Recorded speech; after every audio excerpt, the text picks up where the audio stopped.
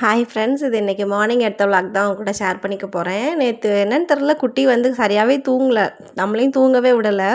ஜலதோஷம் ஸ்டார்ட் ஆக போகிற மாதிரி இருக்குது போல். நெக்ஸ்ட்டு ஷிஃப்ட் இவர் ஆரம்பிக்கிறாரு. அதனால் குட்டி தூங்கவே விடலை. மார்னிங் எந்திரிக்கவே முடியல. எப்படியோ மேனேஜ் பண்ணி எந்திரிக்கவே 7 ஆயிடுச்சு. எப்படி சமைக்க போகிறோம், எப்படி ஸ்கூல் கிளப்ப போகிறோம் அப்படின்னு நிறைய கன்ஃபியூஷன். நைட்டே வந்து பாத்திரம்லாம் தேய்ச்சி நீட்டாக வச்சுருந்தனால கடகடன்னு வேலையை முடிச்சாச்சு.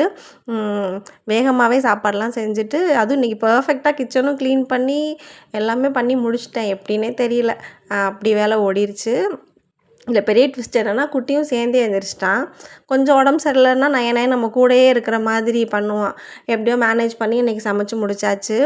ஜோனேஷ் பார்த்திங்கன்னா முட்டை குழம்பும் பீட்ரூட்டும் கேட்டிருந்தான். ரொம்ப ஆச்சரியமாக தான் இருந்துச்சு. சரி அவன் கேட்குறானேன்னு செஞ்சு கொடுத்துட்டேன். ஆக்சுவலி பார்த்தா நேற்று முட்டை குழம்பு, இன்றைக்கும் முட்டை குழம்பு வச்சா நம்ம சாப்பிடவே முடியாதுன்னு சொல்லிட்டு பயிர் குழம்பு, கோஸ் பொரியல், பீட்ரூட்டு செஞ்சுட்டேன். குட்டிக்கு மட்டும் கொஞ்சமாக முட்டை குழம்பு 2 பேருக்கும் செஞ்சாச்சு. மார்னிங் பிரேக்ஃபாஸ்ட் தோசை கொடுத்து அனுப்பியாச்சு. ஸ்நாக்ஸுக்கு பார்த்திங்கன்னா மக்கானா, கேரட்டும் அப்புறம் சாப்பாடு பேக் பண்ணி அனுப்பியாச்சு. இந்த குட்டீஸை வச்சுட்டு தூங்குறது, சாப்பிட்றது, குளிக்கிறது எல்லாமே ஒரு பெரிய டாஸ்க்காக தான் இருக்குது.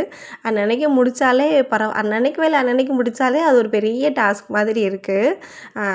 இன்றைக்கி நல்லா தூங்கி எழுந்திரிச்சா தான் அடுத்து நம்மளுக்கு வண்டியே ஓடுன்ற மாதிரி இருக்குது.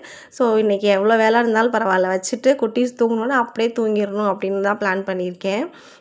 டைமுக்கு கிளப்பி விட்டதே பெரிய சந்தோஷமாக இருந்துச்சு.